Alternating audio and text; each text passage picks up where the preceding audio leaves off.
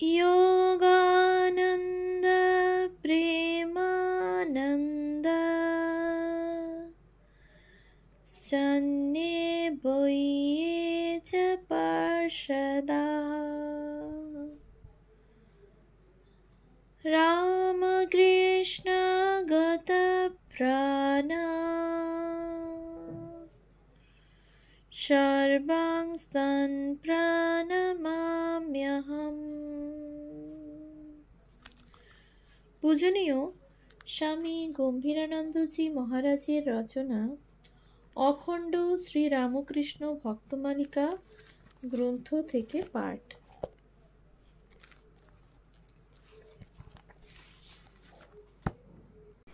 পৃষ্ঠা সংখ্যা 316। স্বামী তুরীয়ানন্দ।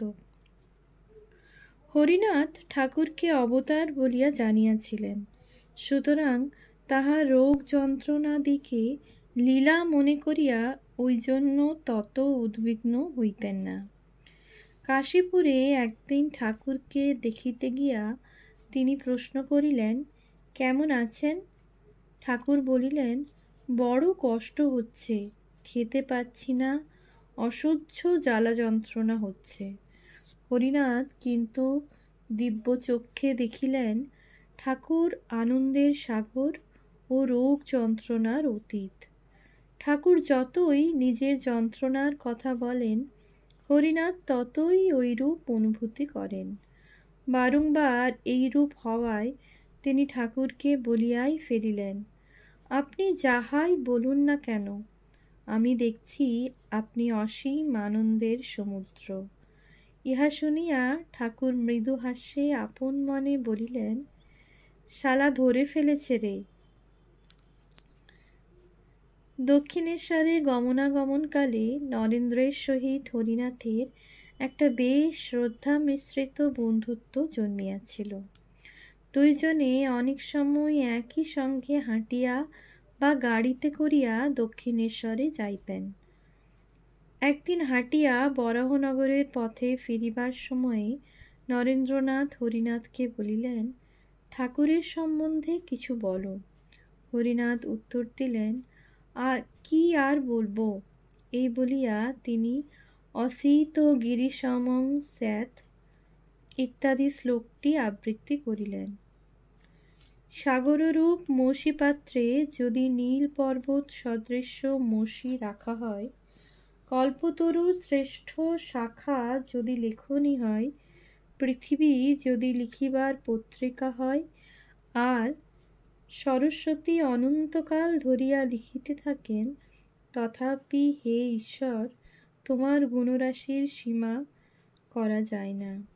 শিব মহিম্ন স্তোত্রম। নরেন্দ্রনাথও নানা কথা কহিতে কহিতে বলিলেন, ওর কথা আর কি বলবো, আমাকে যদি বলো, তিনি LOVE পার্সনিফাইড। আর একদিন নরেন্দ্র তাহাকে বলিয়াছিলেন, হরি ভাই, ভগবান কি শাক মাছ, যে এত দাম দিয়ে অর্থাৎ এত জপ তপ করে তাকে কিনবে? জমে বৈশ বৃণুতে তেন লভ্যা, জমে বৈশ বৃণুতে তেন লভ্যা। পরমাত্মা যাকে কৃপা করেন তাঁরই কাছে তিনি লব্ধ হন। শ্রীরামকৃষ্ণের দেহত্যাগের অল্প পরেই হরিনাথ প্রবল বৈরাগ্যের আকর্ষণে একমাত্র বস্ত্র পরিয়া এবং উত্তরীয় রূপে একখানি লেপের ওয়ার্ড স্কন্ধে ফেলিয়া গৃহ হইতে নিষ্ক্রান্ত হন এবং আসামের শিলং পর্যন্ত ঘুরিয়া আসেন।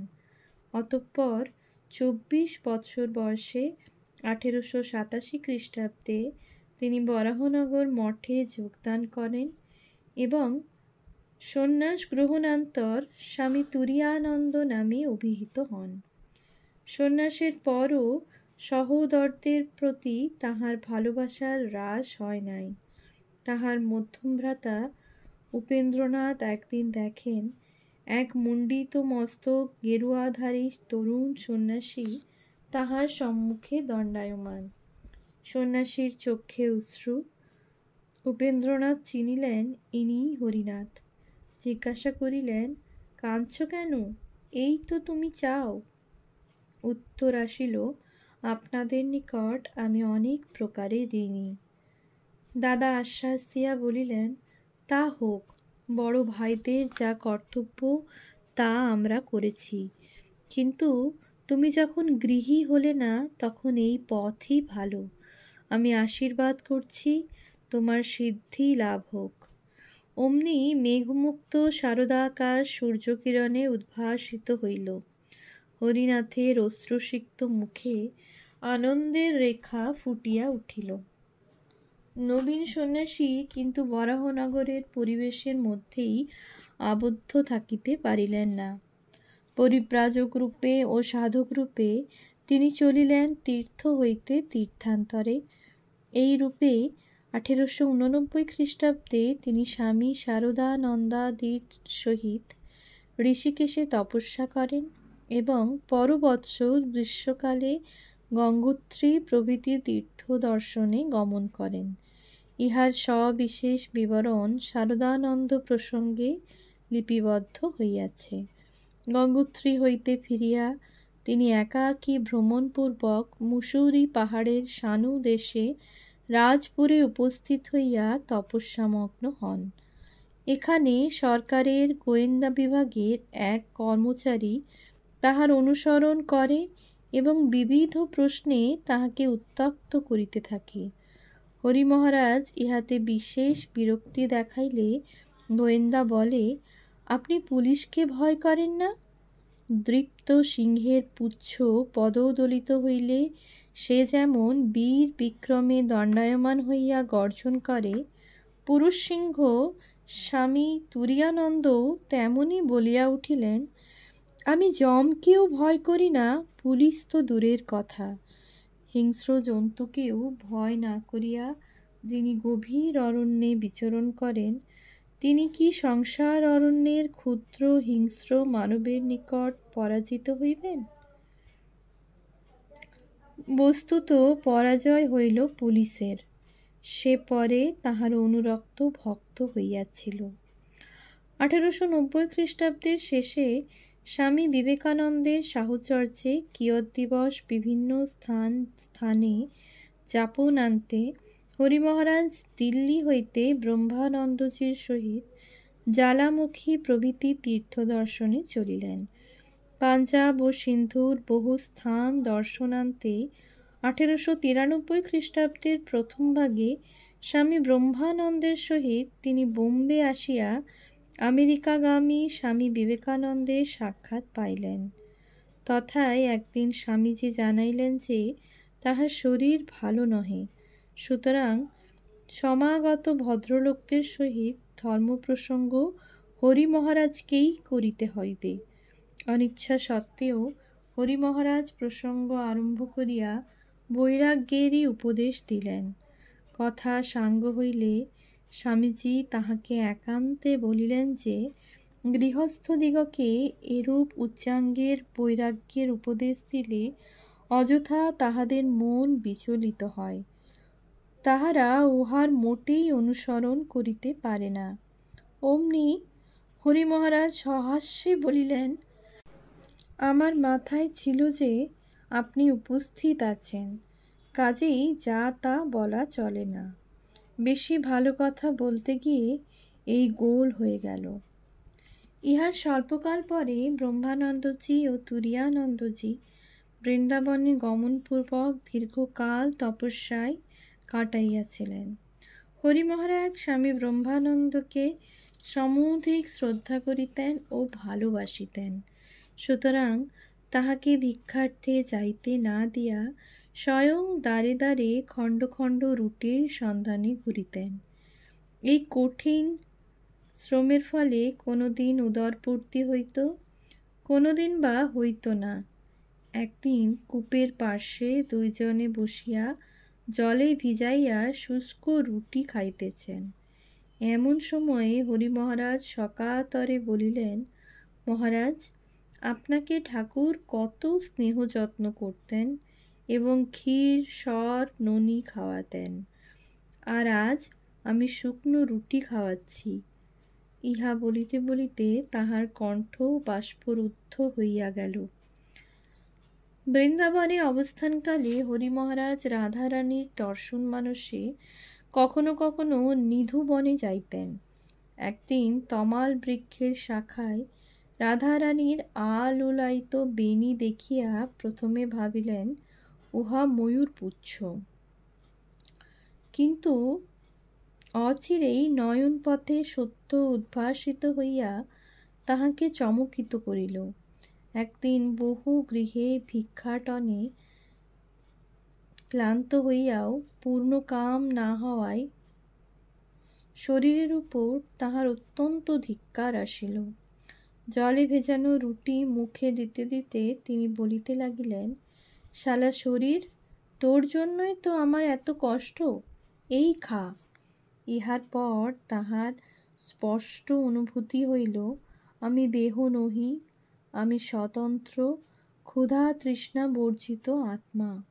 দেহটা ত্যক্ত জীর্ণ বস্ত্রের ন্যায় পৃথক পড়িয়া আছে। এই অনুভূতির পর অতৃপ্ত ক্ষুধায় ও পর্যটনে ক্লান্ত দেহ ভূশয্যায় লুটাইয়া পড়িল। নিদ্রাভঙ্গে তিনি দেখেন শরীরের ক্লান্তি বিদূরিত হইয়া তৎস্থলে দেহ মন পূর্ণ করিয়া রহিয়াছে এক অসীম আনন্দ। অতঃপর তিনি অযোধ্যাদি দর্শনান্তে 1894 শেষে মঠে ফিরিয়া প্রায়শ সেখানেই বাস করিতে থাকেন।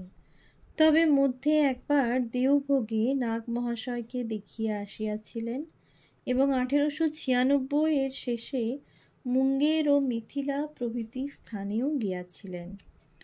হরি মহারাজের পরিব্রাজক জীবনের কয়েকটি বিশেষ ঘটনার কাল নির্ণয় করা অসম্ভব, অথচ চরিত্রাঙ্কনের পক্ষে তাহারা অপরিহার্য। একদা গ্রীষ্মকালে দ্বিপ্রহরে নগ্নপদে ভিক্ষাটনের পর প্রয়াগের নিকটবর্তী কোনো আম্রকাননে কূপের শীতল জলে স্বচ্ছন্দে স্নান করিতে যাইয়া তিনি মূর্ছিত অবস্থায় ভূপতিত হন। সৌভাগ্যক্রমে ওই অঞ্চলের কোনো সাধু ভক্তের সেবায় 2 দিন পরে সংজ্ঞা লাভ হয়। পথ চলিতে চলিতে তাহার একদা মনে হইল জগতে সকলেই কোনো না কোনো কর্তব্য সম্পাদনে রত, শুধু আমি ভবঘুরের মতো ব্যর্থ জীবনযাপন করছি। তারপর কেশিঘাটে শায়িত অবস্থায় ধ্যান করিতে করিতে তাহার অনুভূতি হইল সুবিশাল ভূমিতলে তিনি শায়িত আছেন এবং তাহার দেহ আকাশ পাতাল জুড়িয়া বিস্তৃত রহিয়াছে, আর